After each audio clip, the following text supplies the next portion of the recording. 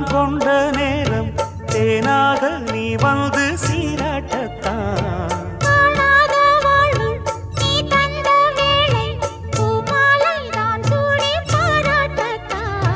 நீ எந்தாளி நான் தான் தேனி.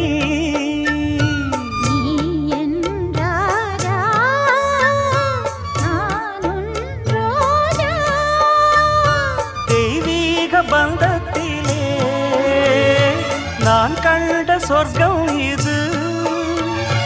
காதல்